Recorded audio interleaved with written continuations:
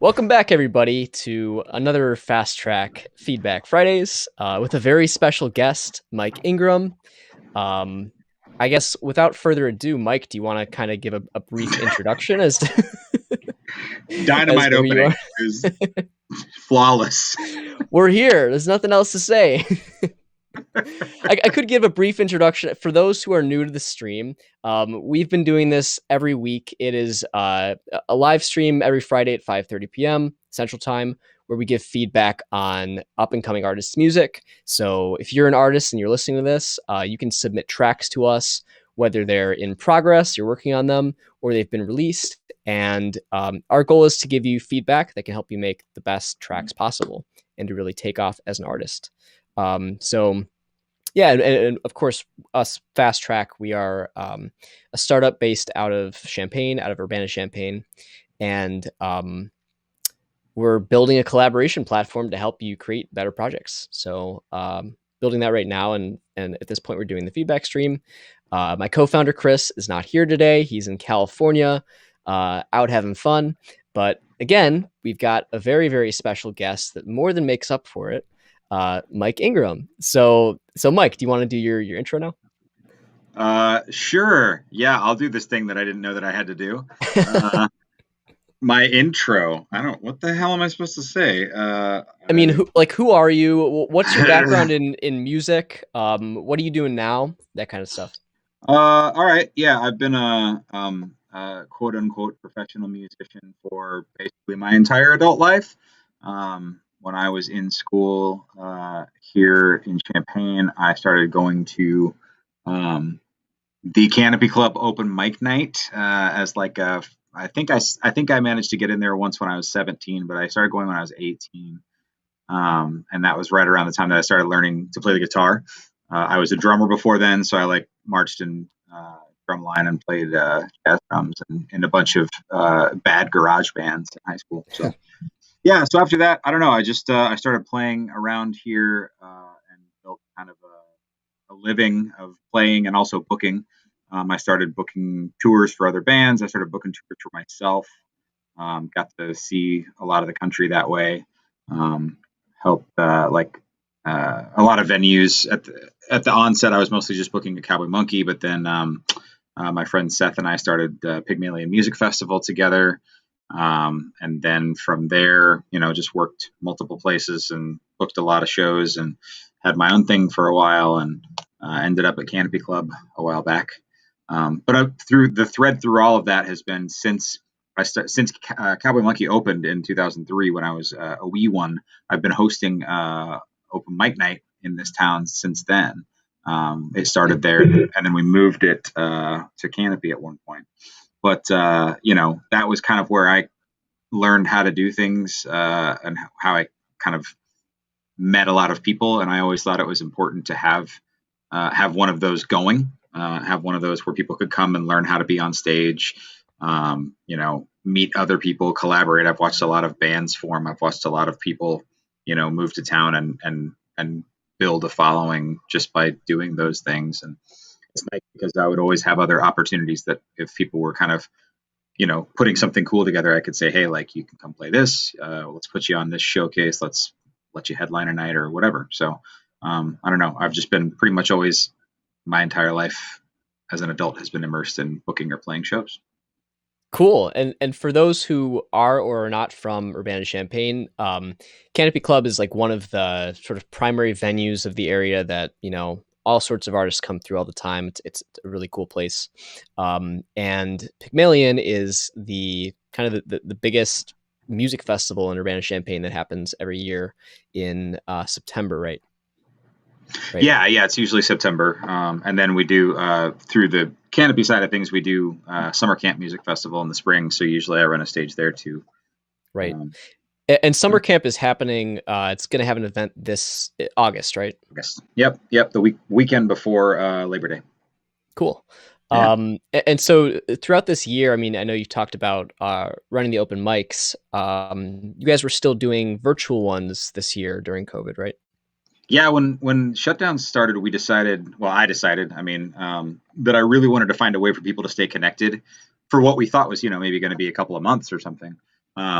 so I kind of figured out Zoom really quickly and figured out how to let people come in. And I don't know, everybody at that point, every musician was doing like Facebook Live or Instagram or things like that. And those are great. They allow you access to people, but you couldn't really, you'd see like comments rolling by if you were lucky.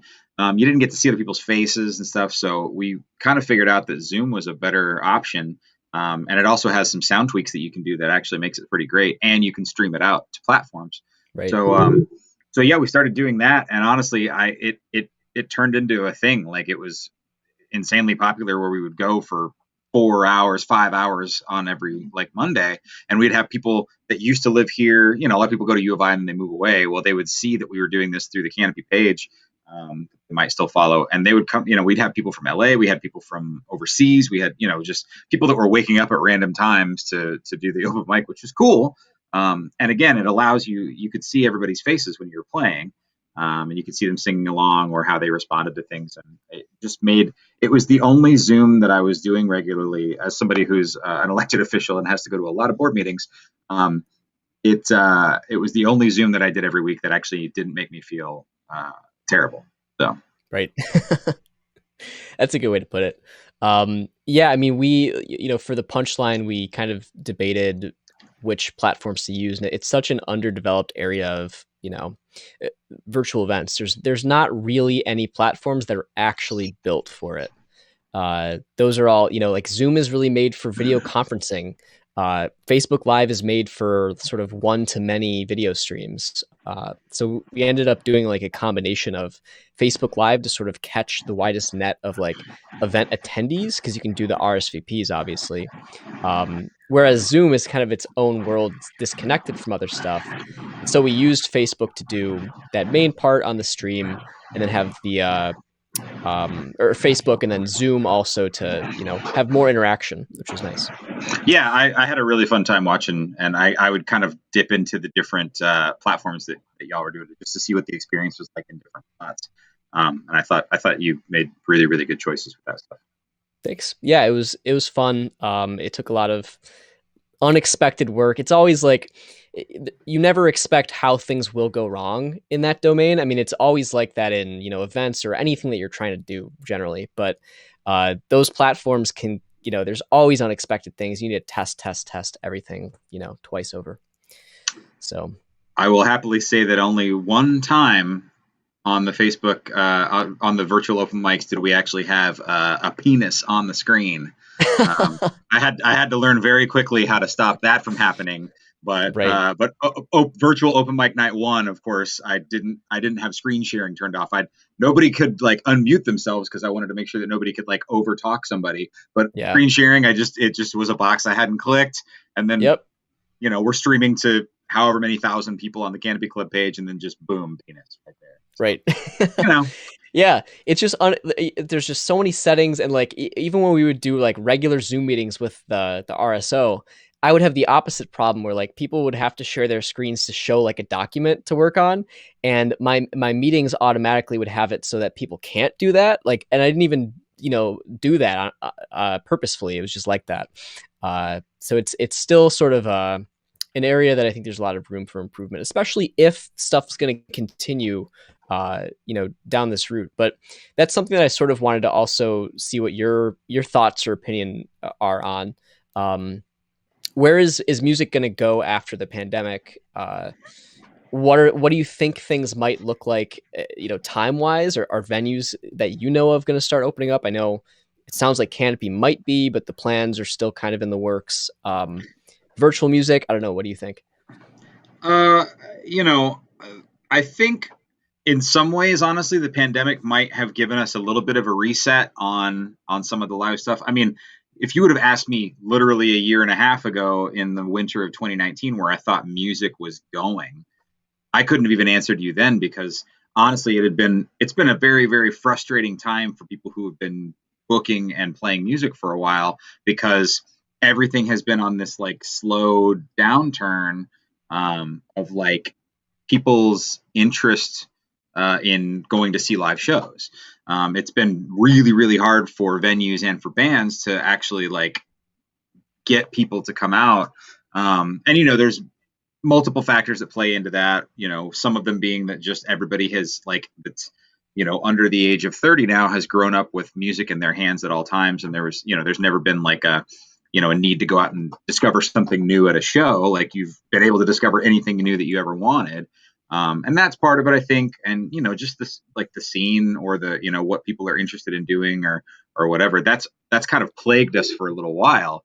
And, there were, so far for all of the things that I hate about it, at least was smart enough to understand that if they made it like an app, they made it social, that they could actually get people interested in it and get them to pay for it, which was, a thing that venues were unable to do. Like, Canopy has had to adapt myriad times over the years that it's been open because kids' music like tastes have changed, of course.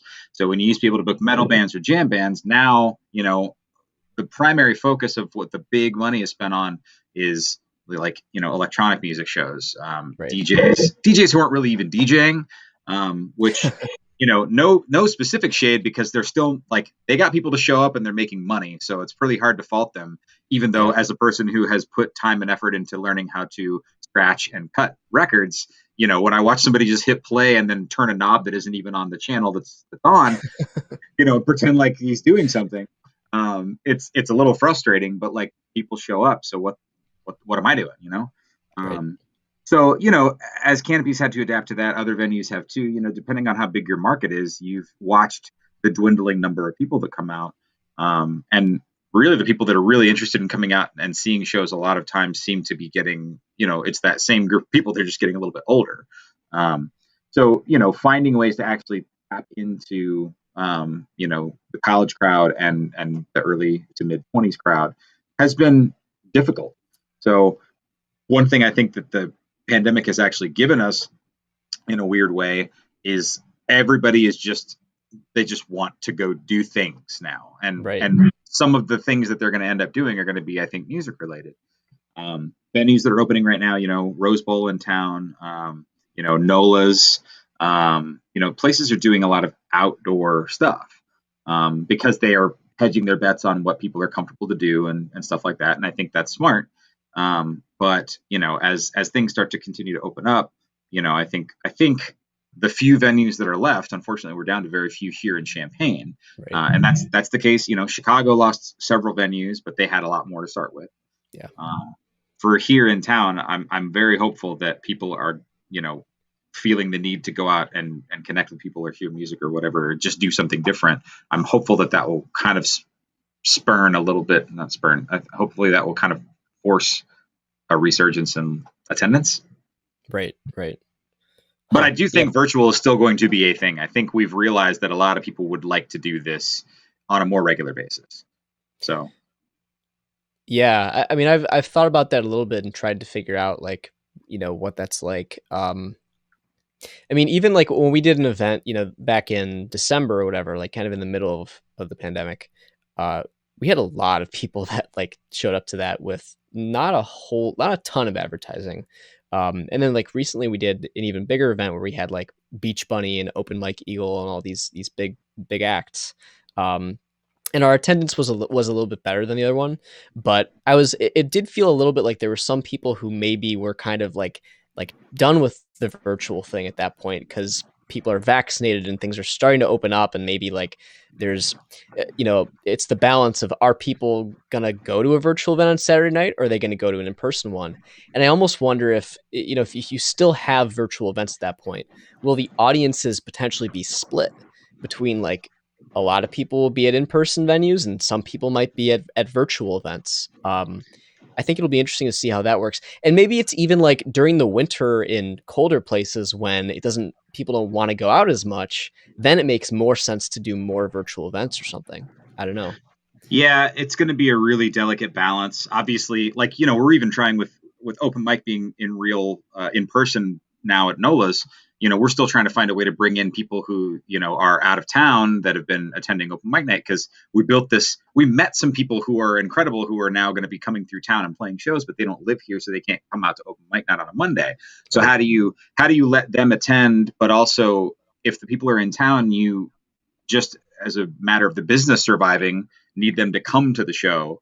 So like it's this weird balance of like how do you do that, and what if somebody has a legitimate excuse that they can't come across town, like Right. how do you filter that? But yeah, I You think know, go ahead. sorry, you go ahead. I was just gonna say, like, I think your kind of point about like winter shows and things like that. That stuff is maybe going to make more sense. I think honestly, off night shows and early evening stuff and stuff that gets archived. I don't know. Hmm. I've done two of the writers series, which is like a writers in the round thing that I've been doing um, with some of the most incredible songwriters that I know. And the idea was, it was a Zoom panel, but it would be four people and going one song by each person in a round, That's like a cool. real writers in the round. And it's been incredible, and the feedback has been great. And I would like to keep doing that, and I would like to keep doing that with people that I can bring in from far away. Right. I don't. It shouldn't just be anchored here. So like I want to keep doing those, and we'll probably move to like a Sunday, I guess. Probably. Right. So, sorry, but I cut you off. It just sort of hit me. I would imagine it seems like it makes sense for there to be hybrid events or more hybrid events where there's obviously some infrastructure to deal with there. I mean, there's infrastructure with virtual events in a way too. Um, just having like a camera, like a good camera setup at the actual venue, and then streaming that out for people who want to watch virtually. And also having it the other way with like, what if somebody wants to perform but they're remote? Then you maybe a projector screen or something that's like on the side of the stage, or even just monitors. I mean, big TVs have become pretty inexpensive, so maybe it would be possible for some venues to do. Uh, that seems like it's probably the most likely outcome if there's, for big venues, especially if they're trying to capitalize on both markets, would be a hybrid setup. That'd be Yeah, interesting. it's gonna be really hard to figure out because most venues that we're accustomed to are not making much in terms of the ticket sales. A lot of that's Right. going to the act and to expenses. So where they need to make their money is mostly, unfortunately, stuck on either if they're a food place, but most of the time it's on alcohol. Right. Um, and that's going to continue to be a hard thing to figure out because they're not going to want to give the ability for anybody to do anything from far away unless there's monetization for it. And like then you're doing like $5 to stream or something like that. I mean, Yeah. I think some people will go for that, but it's just figuring out the balance of that is going to be very hard because you think about paywalls for news sites and things like that, and how many people are just against the idea of that, and for whatever reason, that's their choice. It's just going to be really hard to navigate. Yeah, I mean, it sort of makes me think though, if you have a big enough artist that has, a national audience or whatever, like you have Marshmello at Canopy Club, and then, Marshmello has like a virtual tour stop thing or whatever where they can sell tickets to those shows at, a lesser rate than the in-person version. Well, then like now the venue isn't limited to the number of people that can hold or the people that are in the locale. So I could see that potentially being really good, even if it's a lower ticket price, like $5 or whatever, to watch this big artist on virtual. Then you can get people from, as many people as possible. The sky's the limit. So Yeah, that could maybe be interesting, but we'll just to see where it goes. Kind of very yeah. interesting. Hmm. Um, I mean, so speaking of that, like I guess that's one way that maybe monetization could be changing a little bit for artists, and like being able to do these virtual shows and not have to get like a local crowd every time, and be able to just broadcast out to all of your fans on social media and cast a wide net. Maybe that's one way that could be changing a little bit in terms of how artists can like make money, because obviously it's hard for venues and it's also hard for artists. um, do you have any other thoughts on like, are there any specific interesting monetization strategies for artists that you've seen in the past few years that have been enabled by technology or that have been changing in any way, or just any thoughts on that topic? Yeah, I mean, just a reminder to literally everybody that's watching that like the Spotify premium that you're paying for is not going to anybody that you actually like to listen to. I mean, Yep. like they're lucky if they get a check that's in pennies. Yeah. It's like Um, 0.0034 cents per stream or something like that. I mean, it's garbage. It's insane. The way that we pay people for their art Yep. has morphed into this thing where they're lucky if they can, buy a cup of coffee with thousands and thousands of people listening to their music. Um, Right. so just as a reminder, I mean, like everybody's spread pretty thin. Everybody's making absolute garbage money right now. But if you do have any sort of money kicking around, buying somebody's digital album on Bandcamp or getting a physical copy of something um, is so meaningful to artists. Like, Yeah. so just everybody, please keep that in mind. Like, Yeah. streaming is great to have the stats, but Jesus, they just want to make some money. Um, Right. If you buy somebody's, album on Bandcamp for $5 or $10, like you're equating like a couple thousand people on a streaming platform. So that small amount of money to you can make a huge difference for an artist. But sorry, yeah, go on. that used to be the move. Like, I was touring with a 5-song EP that I would sell for, $8 or something like that. And, I could make enough to get to the next place, like that would be like cover gas or whatever. I mean, like, and there are different artists now that I think are doing really great things where they'll do like a small cassette pressing. I'll buy the cassette, even though I could not tell you if I even have a place in the house to play it. Um, just because I want to support. And a lot of times it comes with the download code, but I want to have the physical thing both for like posterity and also to support. Um, you know, People are kind of doing that thing where they're figuring out different ways to have experiences, what the Patreon and things like that, all the Right. different ways that people are kind of finding to try to get people to give them money. It's so hard as an artist. I'm over my shoulder here is a blank stares hoodie, which is one of our Peoria artists that we wouldn't have known about if not for virtual open mic night. But I was happy to buy the hoodie and buy the record on Bandcamp or whatever. Right. Like I make a concerted effort to do that stuff because I know what it's like to not sell any of that stuff, and like what it feels like when somebody actually cares enough to buy your music. Um, Right. so I mean, I don't know what artists are going to do from here on. Like we have people that come through the Canopy Club that are, decently drawing touring acts, and they're doing the VIP package ahead of the show, which is just like come and meet Aaron Carter, like, and Yeah. somebody's always going to pay for that for some Right. reason. Right. But like that's the kind of stuff that people are trying to figure out how to do because they cannot make money on music sales, and they, are having a hard time making money even touring with the production costs. So, Right. um, I think anybody who thinks like there are people that only put their stuff on Spotify or only on streaming services. I want to make sure that artists are putting their stuff on a Bandcamp style platform as well, because there should be a way for people to be able to pay you if they want to buy the music. Right. Um, but again, that stuff it's so hard, and I don't know what like I mentioned so far earlier, you could do a so far tour around the country, but you'd make $50 a show, um, while they're making enough money to go public with an IPO. Like Yeah. it's like Yeah. Yeah.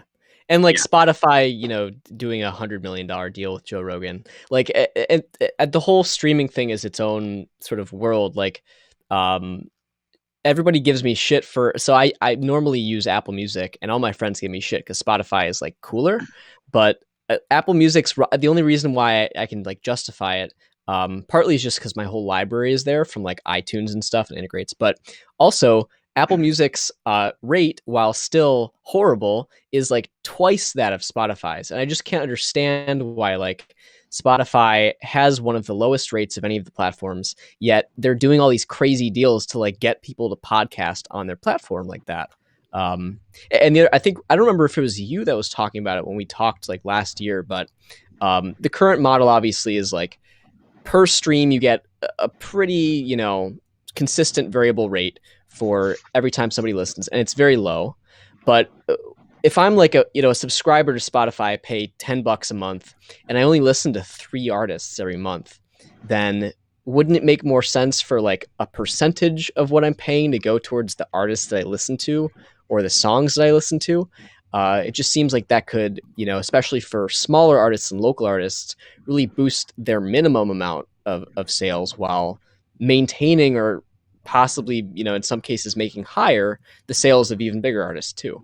Uh, yeah, I think it's just streaming platforms don't want to disclose how much cut they would be taking from that. Their current model kind of obstructs that information. So uh, until somebody does that, streaming is pretty bad.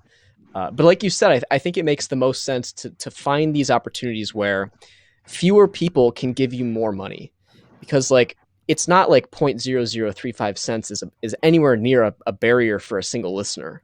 So instead, why don't you start a Patreon, or sell some merch, or use Bandcamp, and get that one occasional person out of 10 or 20 or 50 that wants to support you and pay more, and you'll make the same amount as if you had like 10,000 or 100,000 streams on Spotify, which is very hard to do in today's saturated music market.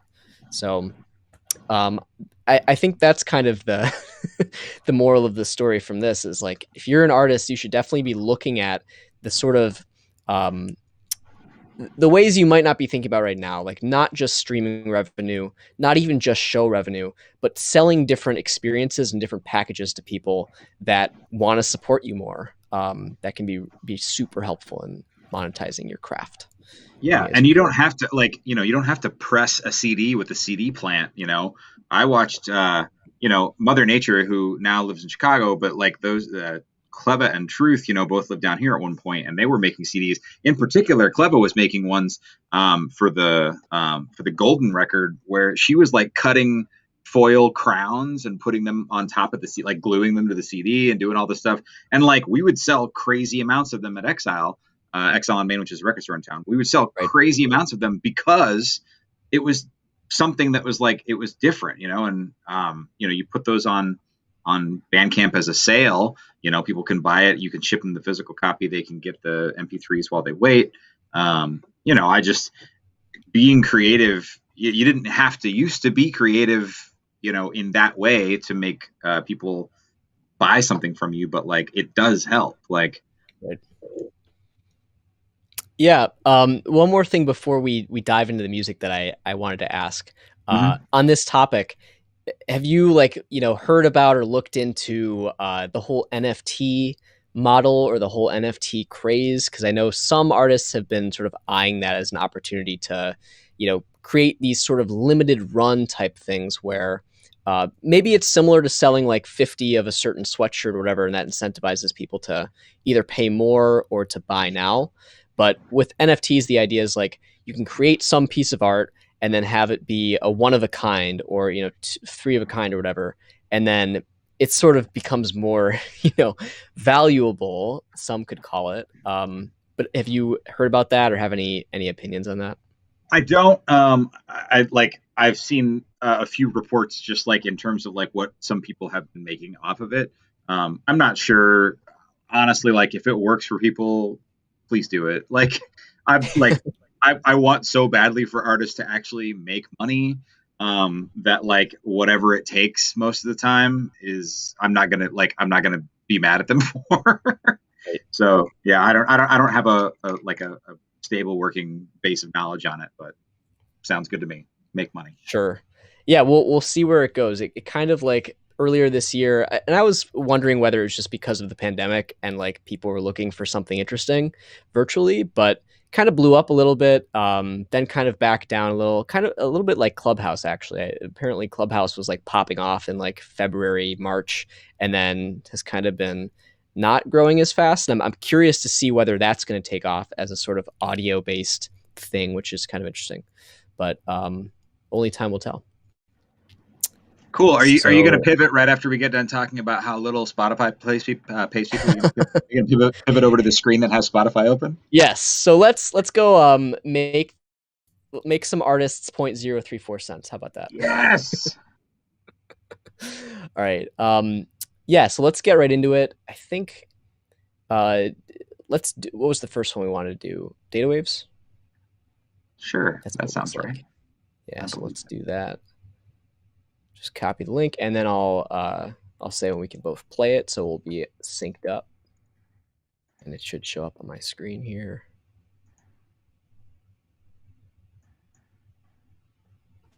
There we go. All right, you got it pulled up? I have it pulled up. Sweet. So let's go ahead and play it in three, two, one, go.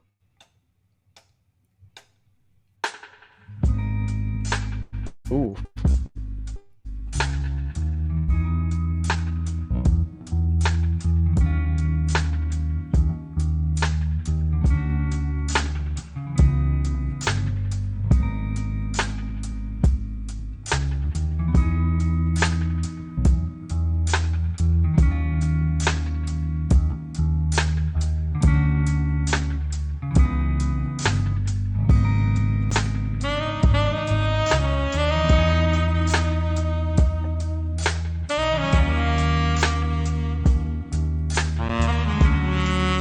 Very smooth.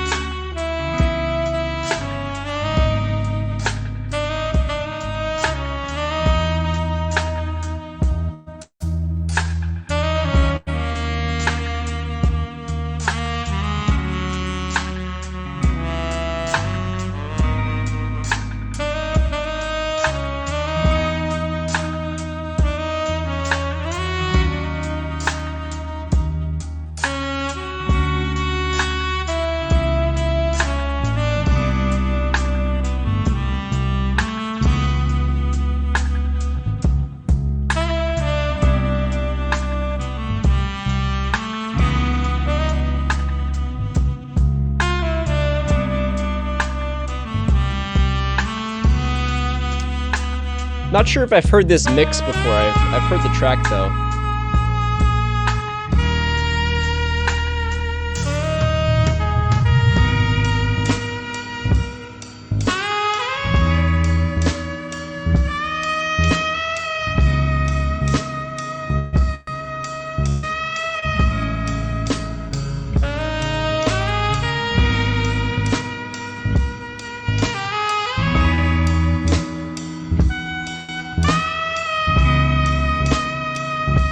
I think that cover art kind of fits this well. It's very spacey.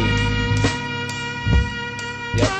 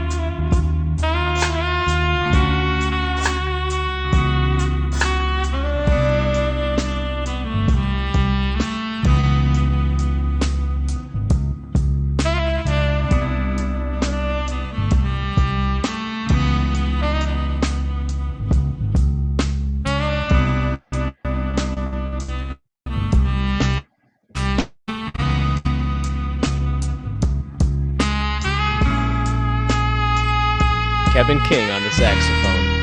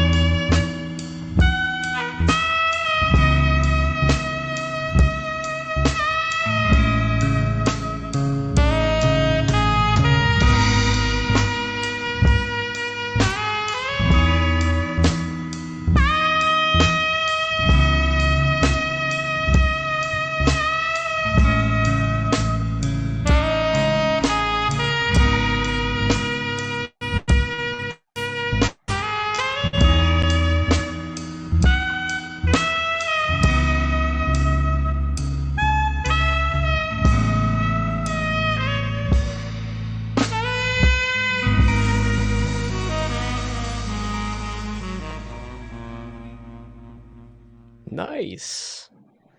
Yeah, yeah, that was. You're right about the cover art. That's a very like that song could be playing.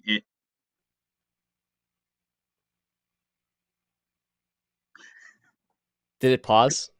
No, I was like thinking that I was listening through you. I didn't realize that It was playing YouTube. that the ad that was playing was on Yep. my end only. That's what I figured. Yeah. Yeah, because I clicked through this on like for those of you that use multiple browsers at home, I use Firefox mostly, and it stops all autoplays and ads on YouTube, but Chrome doesn't. So Ah, that was disconcerting for me. No, that's a song that like I could hear like if like David Lynch decides to do a fourth season of Twin Peaks, like that would be like could be in the background in the Black Lodge. Like it was, yeah, yeah, it was a great track. definitely. Yeah, I actually, I'm not sure if it's the same recording or not, but when in my music tech days, maybe it was probably late 2019 or something. We recorded the data waves for one of our mixing classes, and I think this was one of the songs that I might have spent like a few hours doing a mix for that class for. So it's definitely I've heard that sax part a lot of times. But this is definitely a different mix. I'm not sure if they re-recorded it or who mixed it, but I think it sounds pretty good. Um, and what we kind of do with feedback on the show is just high level impressions first. What you thought of the vibe and the track and the energy, and then we go into details of how's the mixing or the mastering on this, or the arrangement and length of the song, stuff like that. So just high level, I think we kind of talked about. My sort of impressions are uh, it's definitely like I'm trying to think about what the target audience or the target setting is for this kind of track. It's kind of a sort of long form, no vocalist type thing. Uh, you could definitely use this in some sort of low key setting, and it's good that it's that long for that. Contrarily, it's the opposite of like a radio hit where you want it to be super short and catch people's attention. It's kind of a background music type thing or a show type thing where you can just kind of groove. Um, but for that purpose, I like it a lot. I think it's a cool groove and it's catchy. What do you think, Mike? Yeah, I don't think that they're like trying to put this like if my like my understanding of their ethos, I don't think that like they're like looking for like radio play with a track Yeah, like this. But like on top of the idea of it being like more of a like almost a soundtracky song or like a Twin Peaks vibe, um, there's also like there is a market for this in like the like this they could play this at summer camp, you yeah, know, at 3 in the morning. I mean, not that people have to be completely fucked up on drugs, but inebriated. Yeah, it would help with this track. I feel like for some people, true. for me, I just enjoyed it in general. So Hmm. yeah, I mean, I think are we already delving into recording stuff? Yeah, yeah. We can go into details if you have any thoughts. I don't know why, but I like all the rim shot sounds on the snare sounded great to me, and I didn't like the open snare sound. I have Hmm. no idea why. Probably it might just be a tuning thing or where the microphones were placed. But for Right. some reason, if I was like producing that track, I would have been like, we have to do the snare all over again. Yeah. Um, but like that's just personal taste. But it's very strange to really like the sound of the rim shots and not of the actual head of the snare. Um, I might have a yeah. little bit of insight into that actually. Okay. Again, I don't know if they re-recorded this because I could be wrong, but it sounds slower than the way that we recorded it before. This version is super slow, low key. Honestly, if it were me, I would probably up the tempo by a couple BPM. There are just points when it feels like there's like a pocket for the groove, and I'm sort of wanting it to be in that pocket, but it's a little bit slower even. Maybe that's just a personal preference, or maybe it's because I heard it before slightly faster. That could also be it. Um, but when we were I don't know if this is the same recording, but if it is, we were doing this as part of like a class, and we had a pretty good mic setup, and our professor was helping out with a lot of it. Graham Duncan, I don't know if you know Yeah. him. Oh yeah.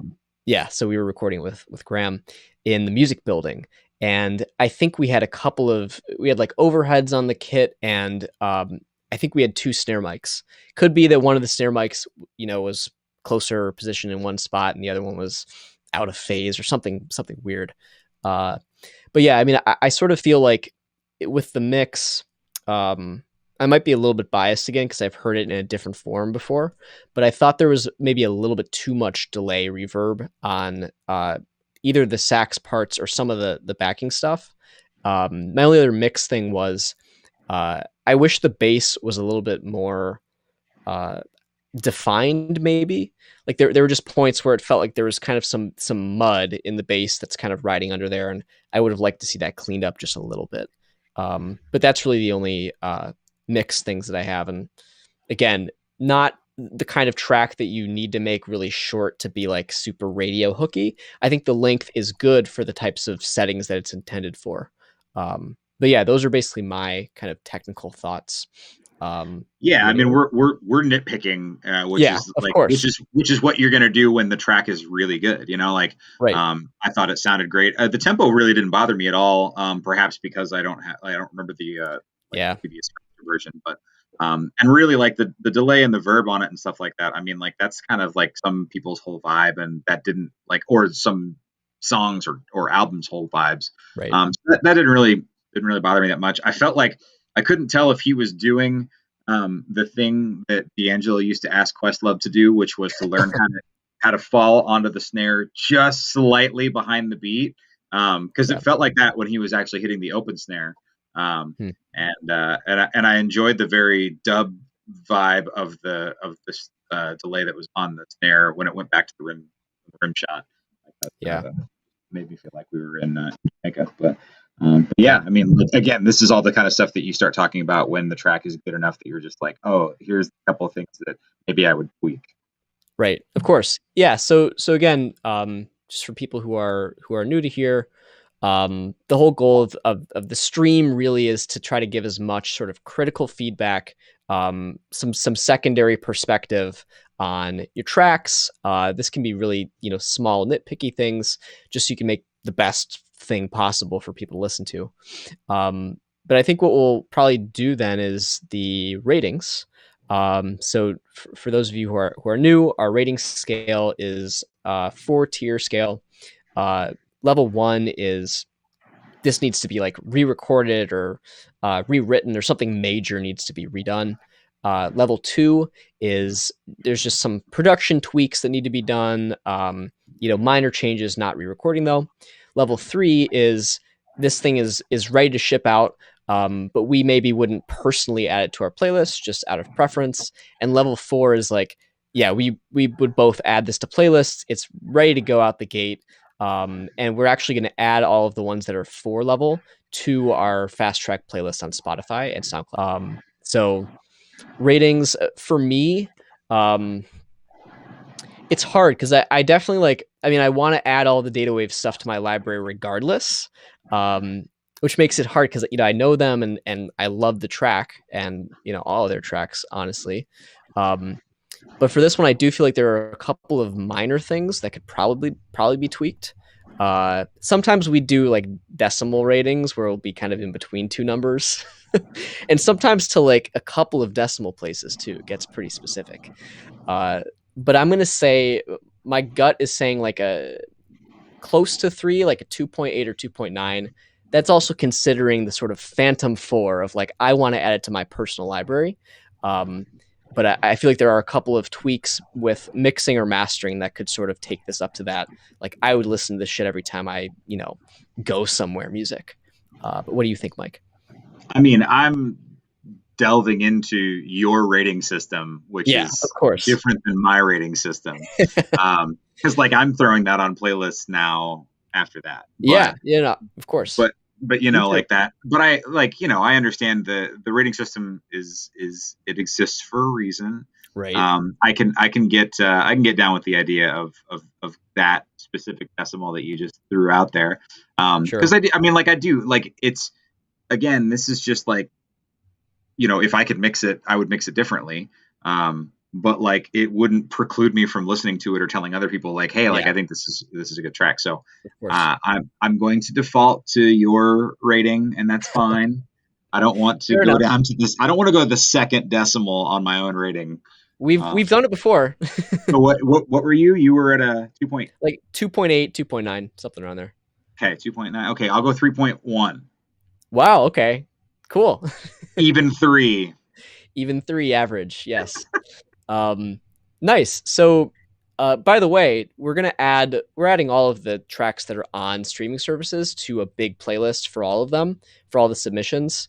It's just for that sort of top tier tracks playlist. That's the stuff that's like ready to pop off, like ready for the masses. That's the stuff that's going to go on that playlist. It's a little bit more exclusive, but we do the stream every single week. We more than welcome people to refine their tracks or submit other stuff that you've done and worked on, released, and get that chance at that slot in the top tier playlists. So Let's do yeah, another. great job. Yeah, great job, Data Waves. Always love to hear it. Let's go to the next one. I think that would be let's do I Am Lost 2. Okay. And Okay. and I forgot to mention the description on this one. The description was Smooth Soul, a tribute to Dr. Martin Luther King Jr. Drive Chicago IL. I didn't know that. I knew the name of the song was King Drive, and I sort of thought it was related to Kevin King, the saxophone player, because his last name is King. But I didn't know that it was a tribute to MLK Drive. That's interesting. Okay, hang on. Sorry. Yeah, just let me know when you get the link. Spotify link. I gotta go to a whole different browser. Of course. To sign a waiver that says we will not be paying artists fairly. I'm literally just gonna send them money. Yep. All right. I am ready when you are. Got it ready? All right. 3, 2, 1, play.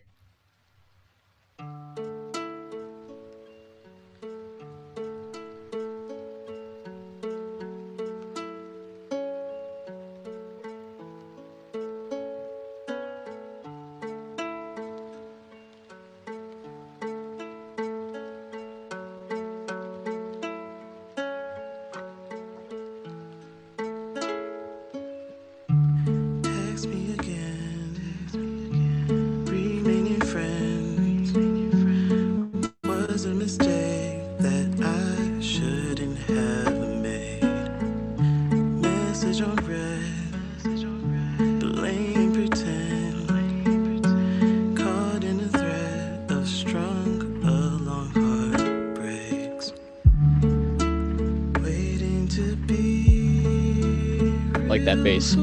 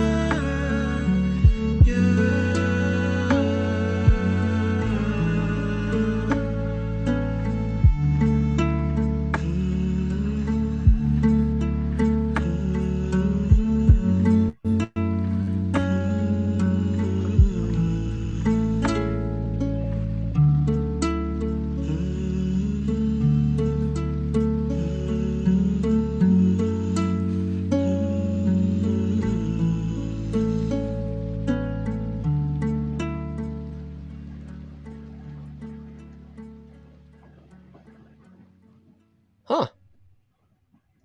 That was cool. I was wondering what that there's a cool background noise in there. Yeah, and all the wait, 3 of the 4 tracks on this EP clock in at 1 minute and 59 seconds, and the last one is at 1 minute and 49 seconds. Wow, that's interesting.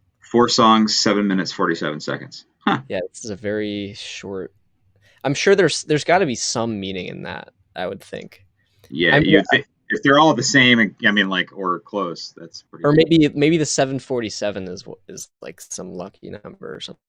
Sure, I used to, every once in a while, like when I was bouncing tracks out on my EP, If it was close to a certain number that had some sort of meaning, I would just make it that length because it's like, yeah, I want it to be that length. Is That's there any sort of like freeware production program that will only let you put out like 2 minutes or less songs? probably.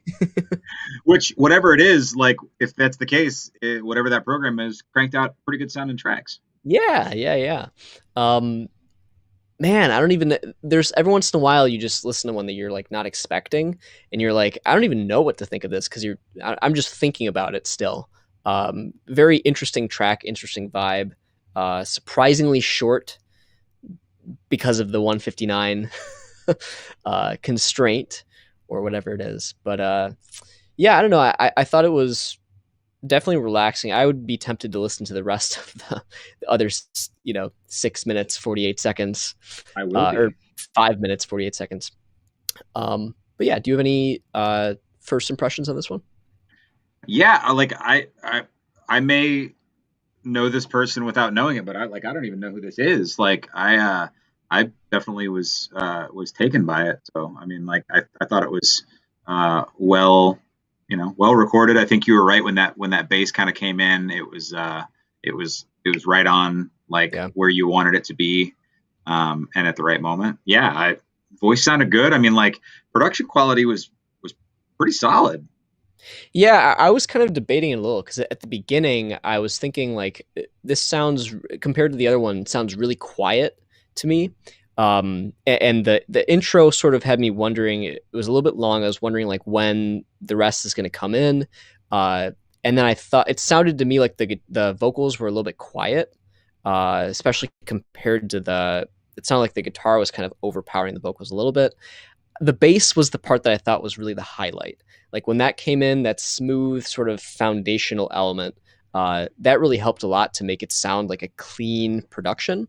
I just like it was interesting because at the beginning I had the impression that this was, needed some work on the production, and then that came in, it kind of made things a lot better. Uh, Yeah, and I think the way that the recording of that guitar, I mean, it sounded like that was an actual guitar being recorded, and I yeah, think maybe it could have been suffering from like mic placement or room or whatever, but it could have also been like purposefully kind of lo-fi sounding. So I mean, like right. it gave it kind of a bit of a vibe. So Right. Yeah, I like that sound and that vibe a lot, the sort of lo-fi thing. It blends in nicely with that sort of background, vinyl scratch noise or whatever it is. mhm. Um, I just was, a little bit. I felt like the levels could have been tweaked a little bit with that. Um, and there's a description with this too. Um, just someone who finds solace in music, and finally has the courage to share his with the world. Cool. That's great to hear. I was gonna after I read that, I was thinking like, wow, if this is somebody's first release, that's really good. That's like Yeah, really impressive. yeah, like that bass and that and kind of the production. I mean, like it reminded me of what is it? Alina Baraz. Sure. Um, Kind of had like that kind of it felt like that production. Yeah. Um, and yeah, if that really is the first thing, Yeah. Yeah. I mean, my only other comments or observations outside of those sort of really minor mix things are uh, part of me wishes that it was a little bit longer. It just wishes maybe there was, another verse or something. But not necessarily short. Nothing wrong with short. Um, the only arrangement thing that I really thought could maybe be benefited from was like that intro sounded almost like a loop that just went on for a little bit too long. And if your song is only 2 minutes, you might benefit from spending a little bit less time on just that same sort of intro loop without any vocals or anything. But again, those are pretty minor elements. Do you have yeah. anything else? And no, and like you saying like there's the number of songs that exist in the world that like are what I consider to be like perfect songs, but like that I would love to hear a little bit more of. I always Mm-hmm. wonder like if I heard a little bit more of it, would it not be perfect anymore? And not to put perfection on this particular track, but like when a song's that short and it makes you want it to be longer, I think Yeah, sometimes that's part of the smartness of the song. yeah. No, I agree. I definitely agree. Cool. Rate it. All right, let's rate it. Let's do it. How do you want to go first on this one? I don't. All right, I'll go first on this one, and then maybe the next one you'll go first. We'll see. Fair enough. Um, I'm gonna say right around a 3 for this one. I don't know if I would personally add this to my library, but I do feel like it's worthy of being added to playlists and libraries. Like if you want to make a few tweaks, that's great. But I don't think it's necessarily needed for this one. So I would say 3. It's ready to be streamed and listened to. In this form, I don't know if I would add to my personal library or to the FastTrack featured one. But yeah, that's where I'm at. I'll concur with the 3.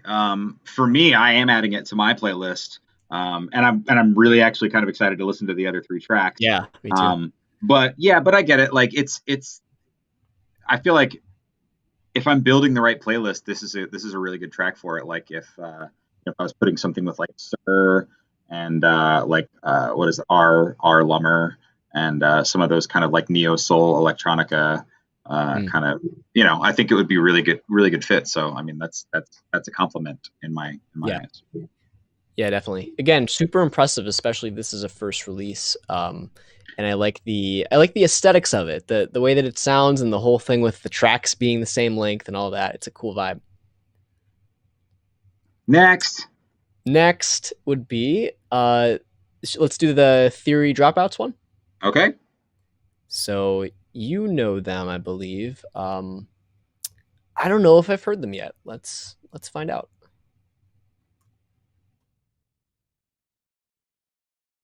Let me know when you've got that one pulled up. I am ready. All right, let's play it.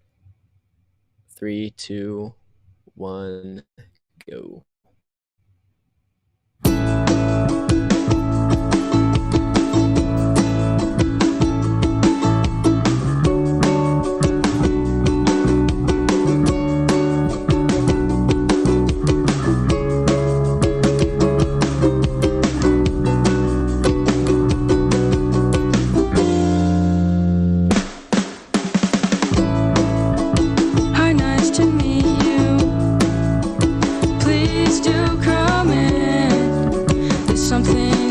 Like those harmonies. Oh, where to begin?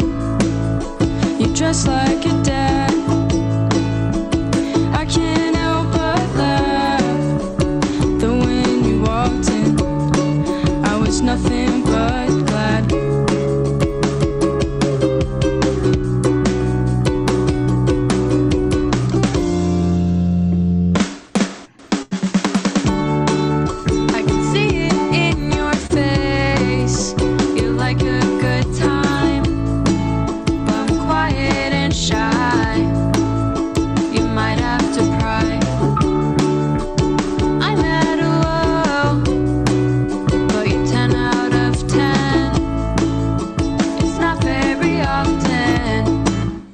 I'll make a new friend. Love those stops too, those are great.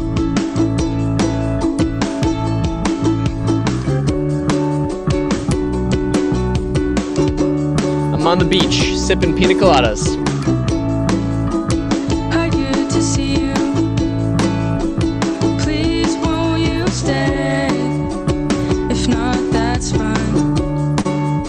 Just stop by and say, hey. You move without flaw.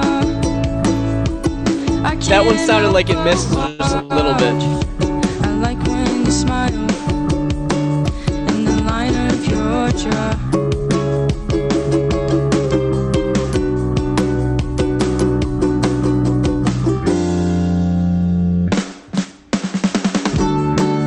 I can see it in your face.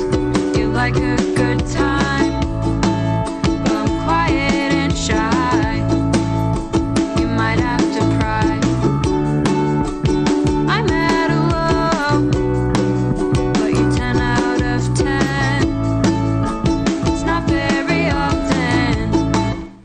Make a new friend.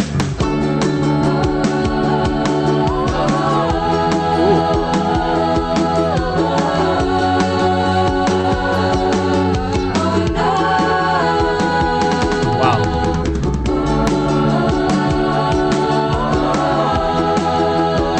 Quite the wall of harmonies.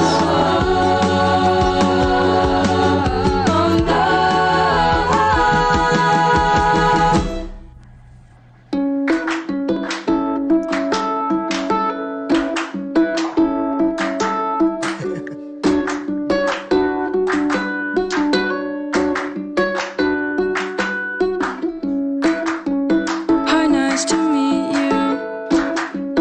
Please do come in. There's something about you. Oh, where to begin? And I can see it in your face. You like a good time, but I'm quiet and shy.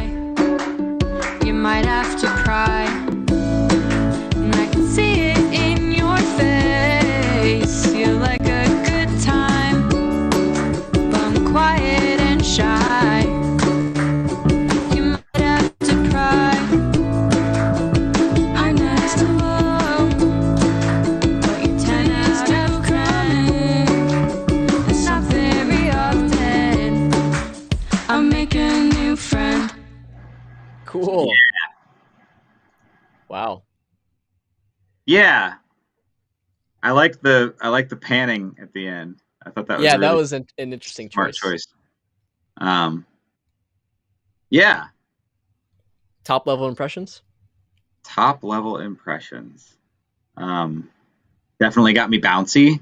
I think you were right about the like the beach vibes. I mean, like that's kind of you hear ukulele sometimes, especially with other Yeah. instruments, and you kind of have that feeling. Right. But yeah, like especially after the last couple, like coming in with like this kind of energy. I think yeah, definitely perked up. Yeah, I feel like well, obviously I agree with that. I love the energy.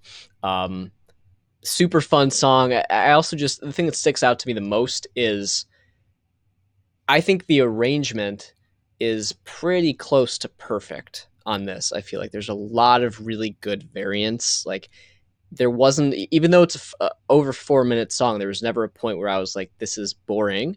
That's some pro songwriting that right there. That's what you need to do. Keep the listener engaged and interested.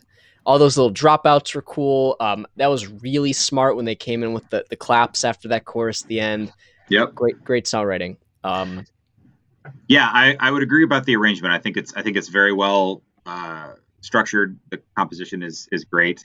The vocals are the shining point of the song. I think all the choices that were made with them in terms of harmony points, and then like dropouts, drop-ins, and then like when it really expanded into multiple takes, that really I thought was very, very well orchestrated. The production is where I would do a million things different. Right. So I felt the same way. Again, I was gonna say I thought the harmonies were like placed really well and everything, and they were the right harmonies. But the biggest thing that I'm hearing is it's either a mic placement or the mic that was used, or maybe just a lack of production, EQing, whatever on the vocals. There definitely needs to be some work done on that side, the vocal recording or production side. I thought when the big wall of harmonies came in towards the end, it sort of multiplies the error, and I could hear it's sort of that it's something in the mid range where you get build up, and it's just like not exactly nasally, but it's kind of boxy. I thought that was a sort of indicator that the vocal chain needs to be tidied up a little bit. And then I wasn't sure how much I felt like that thing at the end made sense with the main vocal on one side and the other on the left side. It might make sense if they were EQ'd a little bit better. I just thought it sounded a little bit awkward to me, and especially because it only came in for like that last line. That being said, if it was a super clean production and mix, it could work, I think. But it was just kind of caught me off guard a little bit. Yeah, what were you gonna say? I was just like that part. I thought was a cool extra addition. Yeah. The radio mix you would just put them both in the center, but like I thought that was kind of a cool, like at home listen, you put on the vinyl record and you're like, oh, like Yeah, totally. But I would agree with you on the, probably the microphone placement or usage. I still thought, like, honestly, even just the takes of the vocals, you could do more with in terms of EQ and production. They were buried sometimes. I mean, like, and maybe that's the mix, however these were ripped and put up to Spotify too, sometimes will affect things. But like, the bass I thought was a competent bass line, but it was like way over the vocal sometimes. Right. And, and I wanted it to be the more complimentary thing instead of what was kind of like a driving force. Right. And I think the ukulele suffered a little bit from the same thing in terms of probably mic placement, because I would imagine that they mic'd that and not plugged it in. But either way, I thought probably some EQing there and some balance would have helped it. There was something going on with the kick drum pattern that bothered me every pass. And I don't know, like at first I thought it was just like in the, they were like, oh, we don't have any more time. We just got to do it. And, like every drummer ever, myself included, has done the thing where you like, your brain sends the impulse a little bit too soon and you've like anticipated. And then, you try to fix that later, but if you don't have time or, I think they were all about 7 years old when they recorded this.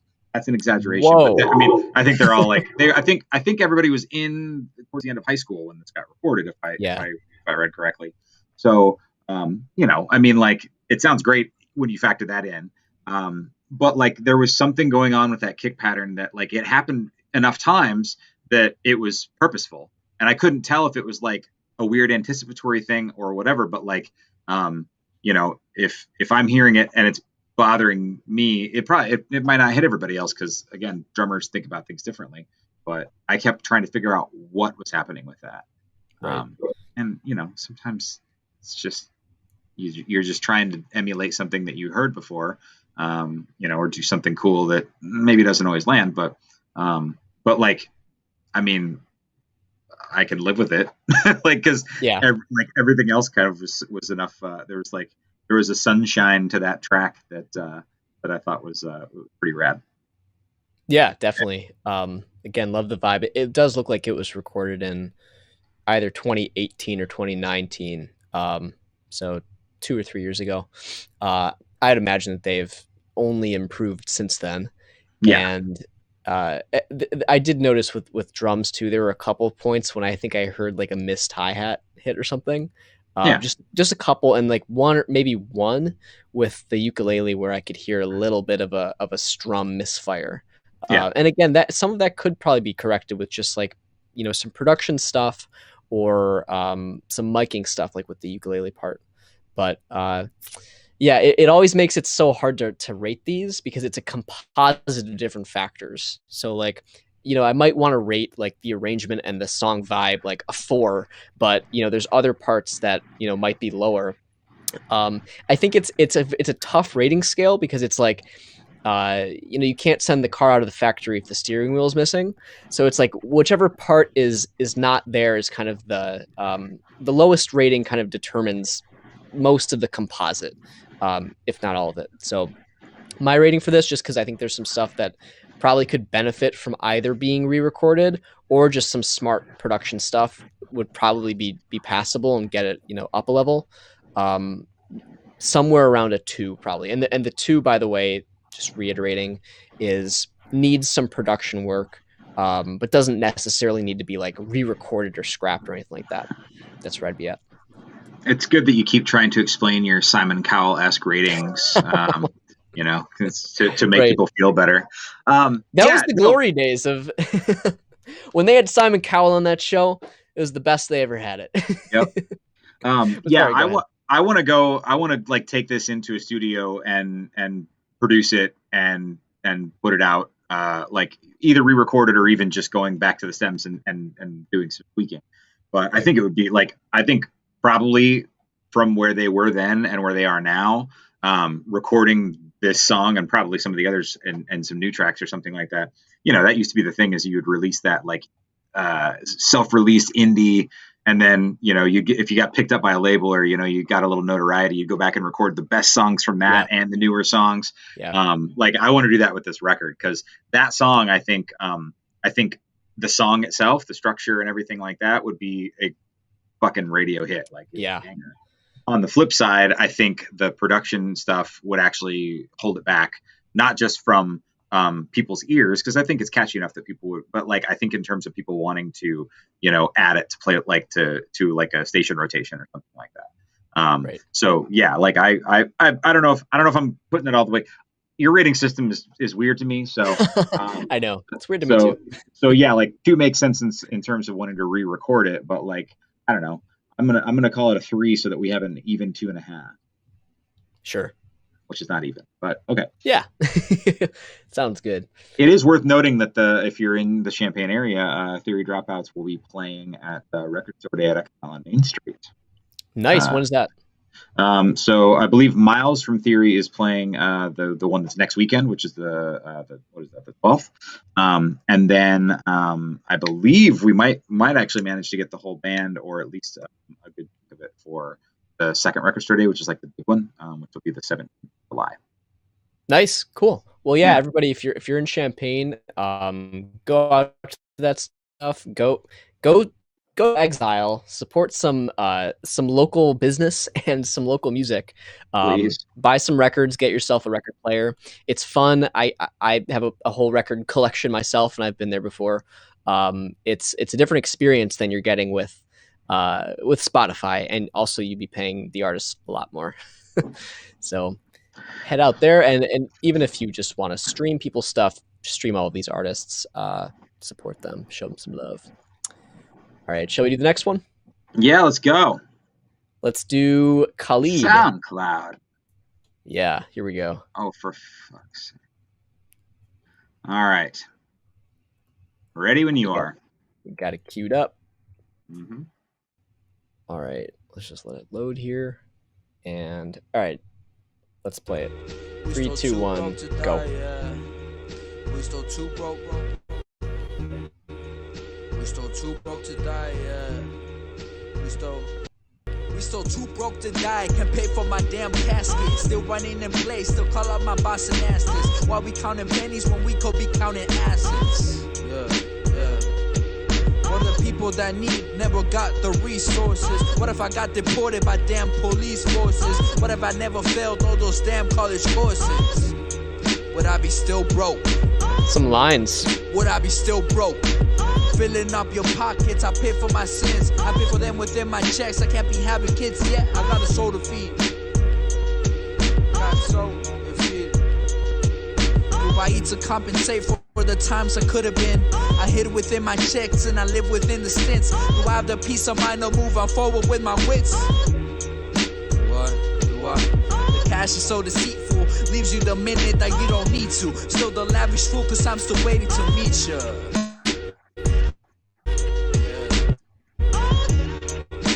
Too broke to die, yeah. We still too broke, bro. Too broke to die, that's great. To die, yeah. We still...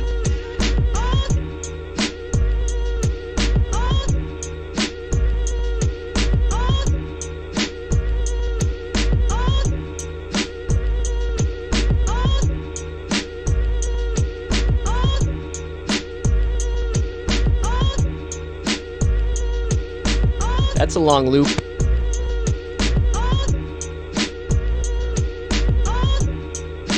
That's gonna be the rest of the track? Yeah, I was gonna say.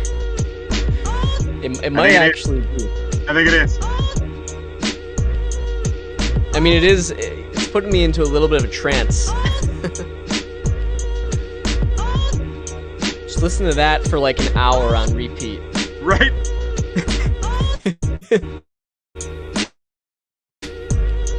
You go to sleep and you'll still hear it.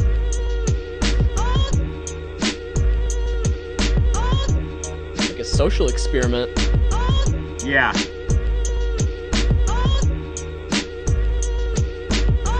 Let's see how it ends. It just cuts out. Yep.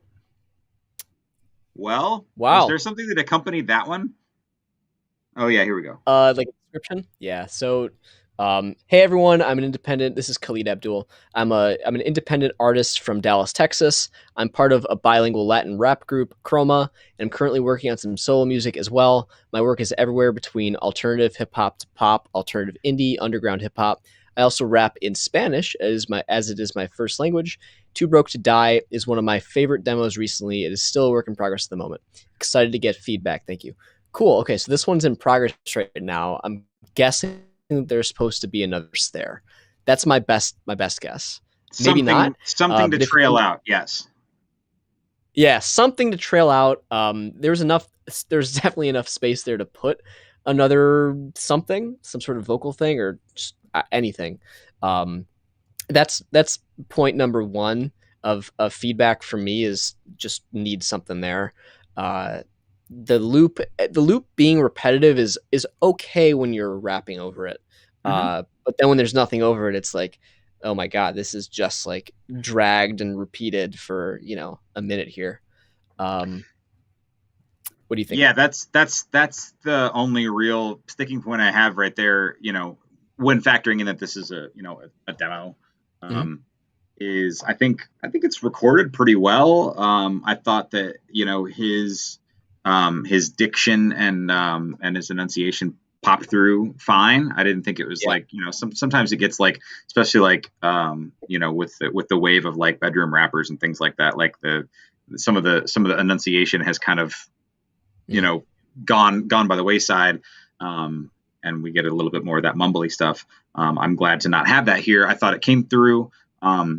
It definitely just, yes, I would be annoyed if I was sitting at home and like that was on the turntable and like whatever it was, 40 probably seconds there at the end on a relatively short track.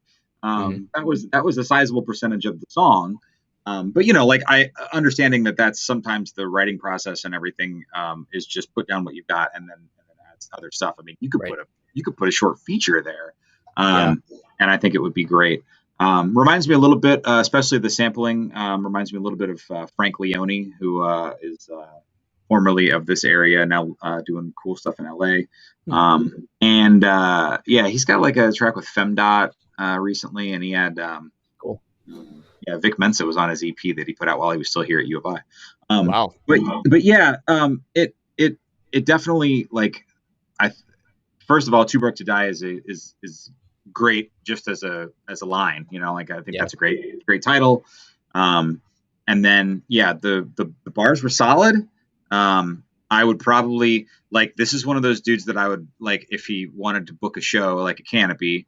Like I always make everybody go through open mic night first, but in particular rappers, because I want to see what they can do on the stage, and that includes whether or not they can do the song without vocals on the track, which is like, Right. to me, sacrilege. And I've been helping like boost a campaign by a guy from Baton Rouge called Marcel P. Black, who has a no rapping over vocals campaign. Hmm. Yeah, it's the thing that I think it's kind of trashy, the Sure. way that I see it done most of the time. And I like to throw people up there and say, like, even if you're not used to it, get used to it here at open mic night so that we can put you on. So this is a guy that I would like to see if he could do that live. And I mean, it sounds adept enough that that wouldn't be a hard thing. But I've also seen some people that just have that as a crutch and they've never not done it. But yeah, Yeah. that's solid. Khalid got to come down to Urbana Champaign or come up from Dallas. If he was uh, if he was coming through, I would, I'd put him on with a few of the locals that I think are really good. I think that track, has it's got its own statement. I'd definitely review some live footage from somewhere else first to make sure. right. But yeah, like I'd be down. Yeah, no, I totally agree with everything you said. I thought that was well put.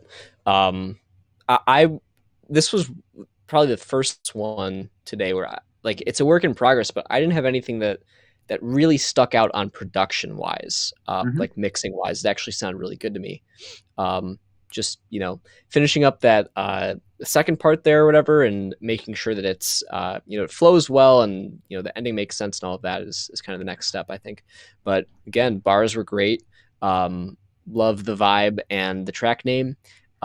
I don't really have a whole lot more than what you already said, Mike. But should we go ahead and give it ratings? Yeah, you should go ahead. All right, I'll go ahead. Oh, it's so difficult. This rating system really is tough. It's your system. I know, it's my system. Yeah. It's well, actually, my co-founder came up with it. Just throw a number out. Who gives a shit? 78. Perfect. I'm gonna give this because it's still got some stuff that needs to be done on it. But I want to like add it to my library. That's why it's always hard, because I want to add it, but I know there's some stuff that needs to be classic conundrum. Classic yeah. conundrum. I mean, I think it fits the spirit of your number 2 on there, because it honestly, like, it needs to be it's unfinished. It needs to have something done to it. So for me, I'm probably putting it at like a 2.5 or 2.55 maybe, since we're going to 2 decimal places sometime. Right. Because it's hard to explain with your particular rating system how this would be like a 4 to put on on a mix if it was complete. Right. Yeah, I mean, just sort of being a little bit meta here. It is really tough to work with the sort of like composite rating scale, especially if you're not able to articulate always like what the ratings are for the individual categories. So in the future, we might just do like 3 or 4 categories where we can say like it's a 4 for like the songwriting and arrangement. It's a 2 on the production or whatever, and a 3 on something else, and then the composite of that, is whatever, just to explain it a little bit better. But I'd have to agree with you pretty much there. Hey, you did rate it first this time. I would say, yeah, like something between a 2 and a 3. I guess like a 2.55 would round it up to a 3, which is like, is radio ready potentially? I guess that's where it gets a little bit confusing. We don't round up here. All right. Well, sometimes we do, but I guess in this show we are not going to be doing any rounding. Not with me. Disclaimer. Yeah, not with Mike.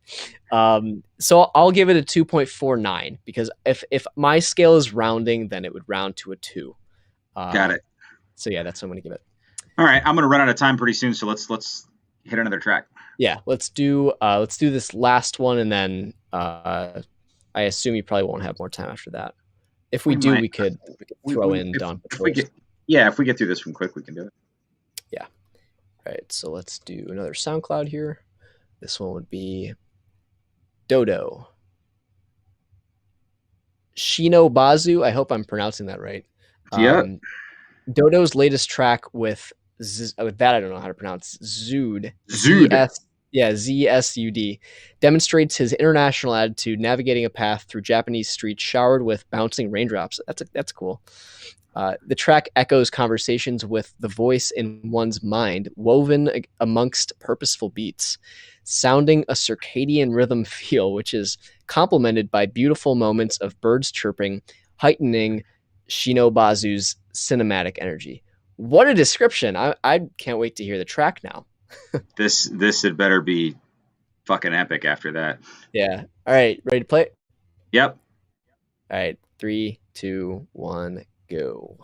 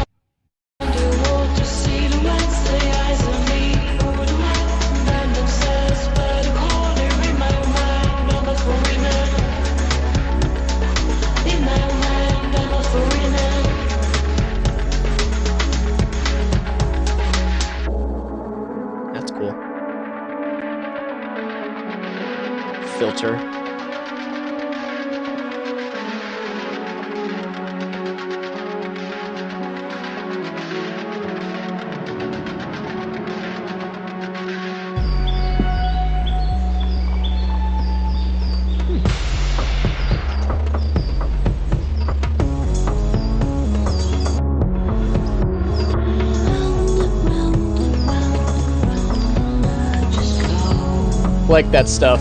All those different sounds. The birds.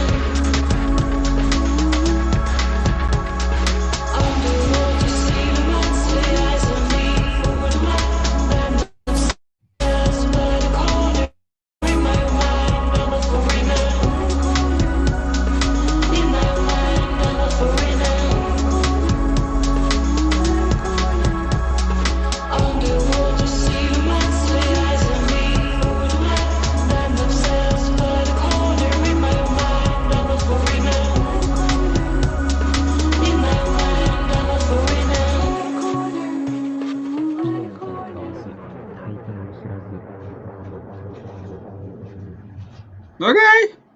Whoa, I love that outro. I like that like slow Yeah. down warp thing. Yeah, to it. yeah. I'm Cool. gonna give him a pass on the slightly overbearing and seemingly a little pretentious write up.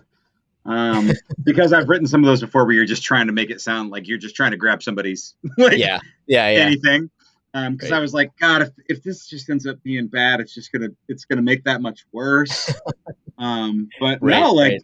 that was a great track. I can't believe that two things that I listened to today feel like they could belong with the David Lynch production. Like that could be, Right.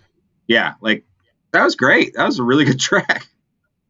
Yeah, that was cool. It was definitely a ride, and I think the imagery, it's in the description on SoundCloud too, of the sonic slice of the murky and rainy streets of Japan. It's kind of a cool a cool visual to kind of associate when you're listening to it, of thinking about something. I just like I want to hate it because of the description, and it was too good to not like. Yeah, no, I thought it was cool. That hook was also like catchy. It's Yeah. going around still. Um, yeah, that was unlike anything else so far. It's cool. Yeah. I guess thought- those are. Or sorry, go ahead. No, I thought like production level was great. I thought the mixing was solid. The balance on the different layers all seemed really well done. Like I don't really have a lot of notes. Yeah, I sort of. I don't know if I need to just try it on a different system or something than these headphones, but throughout I was sort of trying to figure out what the bass was doing. Okay. It was kind of doing that like some sort of walk thing, but there were times when it felt a little bit ambiguous, or maybe even a little bit like unintentional or something. It was kind of just walking around, and it didn't always feel like it was aligning well with the other stuff that was happening. My general sort of production perspective, there are parts when I feel like it all came together really well, and it was a good sort of cacophony of different parts. And there were other times when I was like, what is that like synth part doing there? Like there would be just like parts that are kind of floating around and maybe didn't quite match up with the, harmonic content of everything else, or the bass line or whatever. And I know what it's trying to go for, like the sort of that vibe of being on a street and things are busy, and there's like all this stuff happening. But if it steps on other parts too much, it can become a little bit confusing for the listener, I feel like, or a little bit ambiguous. So that's one thing, and it could even just be that like you've got multiple synth parts that are stepping on each other in the spectrum, and just like doing some clever EQ stuff, or some panning, spatial stuff. My ears were a little bit confused for some of it. Again, I'd have to listen on a different system and just see if that was Yeah, like that wasn't really like a problem for me. I definitely like the bass stood out to me a couple different times, like the lowest synth line had that kind of, I mean, it felt like, you know, that kind of score vibe that everybody has been kind of jumping on. I mean, like that has that kind of 80s production vibe of, like, you know, like the Atomic Blonde soundtrack, or even like Stranger Things, where like it has a very 80s you know, influence, but has a, you know, a 2021 sheen on it. So yeah. yeah, I didn't find there to be too much like too much muddling on the spectrum for my own tastes, but go on. Sure. Yeah, so again, that could be either preference or it could be specific system. Either way, you know, it's always on the production side, always a good idea to test on multiple different systems, so you know what it might sound like to different people, different places. Um, but yeah, other than that, I mean, my only other small gripe was I felt like the last, I don't know if you call it a chorus or a hook, but the part that was sort of repeating. Um, Felt a little bit long to me. It was like the whole second half of the track was basically that repeating part. Um, I don't know if it would help, like, you know, from that other from the Theory Dropout song, like that's the opposite, where there's all these different like variances and different parts and like dropouts and just, you know, dynamic changes. I think it'd be really cool to see that somewhere in the second half of this. I could see like just the sort of drum part staying in and some of the vocals or synths or whatever, and then going back. But that's just sort of again, could be personal preference. But that's all that I had in terms of notes. Was there anything else you wanted to add, Mike? No, I think that that puts it pretty well. So ratings again. Oh man, I think for this one, I'm gonna annoy you because I'm going with 4. I'm doing it. wow. I know. Okay. Um, See that, because I guess the spectral stuff that you're talking about didn't really get to me, sure. and I felt like the mix and the production were on point in a way that, not that everything else wasn't, but it just like, for me, I was like, maybe, and it could sometimes, it's just the surprising element of it too, I think. Yeah. But for me, like that'd be a thing that I'd be, you know, I guess for me, the weird thing about saying like let's put it on like the banger playlist is that I build playlists very like meticulously and specifically. So like what it would go on would be, you know, like I would have to really curate a playlist for it. Right. Right. But like, yeah, okay, fine, 3.7. There you go. Yeah. Sure. I mean, I would say the sort of minor things aside, like again, for me, it could change if I just listen on different speakers or something, and maybe it's like, oh, that was just sort of an anomaly or whatever. Um, but I would say this could definitely be ready to, you know, for people to stream and stuff, sort of quote unquote radio ready. So I'm going to say it's a 3 for me, Okay. which is a good rating. We haven't had a lot that are up there yet. It's a harsh rating scale. All right, Unforgiving. yeah. So do we want to do? I don't know if we have time or not. I We have could do that officially last started. one. I have officially started the Zoom for the event that I have to start in 3 minutes. So, All right. So but I would like, the sad part about that is that I would have liked to have gotten to the Dawn Patrol song just to talk about it. yeah, But assuming like it was nice, one of the things I wanted to do was like do the tracks of people that I hadn't heard about or from as much. But I would imagine that some of those folks that submitted songs were so that I could like, so we could listen to them and talk about them. right. So, you know, if you have cause to give a call again, I would be happy to join again. Or I think it would just be cool if Yeah. their songs get reviewed by other people. Yeah, absolutely. You know, we're doing it every Friday, so we'll let you know about that. I think we got through most of the ones that were outside of Champagne submissions, one that you might not have heard, but we do have quite a few from a lot of people from the open mic, from the Canopy Club open mic submitted, which we'll be doing next week. So yeah, tune in again next week. Everybody who's watching, make sure you follow us on Twitch, YouTube, Instagram. All the links are there. And submit music. We want to hear your guys' stuff, what you're working on. You can resubmit things if we give you feedback, then you work on them. Always love to do that, and for another chance to get on that top tier playlist. Find us on Spotify. All of that's on our social media. And big, huge thanks to Mike. Thank you so much for being actually our first guest on the stream. Just started up a few weeks ago, and we're going to be doing it all summer. So again, thank you so much for coming on, for your insights and perspective on all things music, and hope that we can do this again sometime. Yeah, I love that. And for anybody out there, if you got any stuff, you're welcome to send it to me, especially if you're wanting to play gigs in and around Champaign. I would be happy to discuss that with you. Yes, absolutely. Everybody follow Mike on Instagram as well. That is on screen. Hey, Mike Ingram. Cool. So again, thanks so much, and we'll see all of you next time.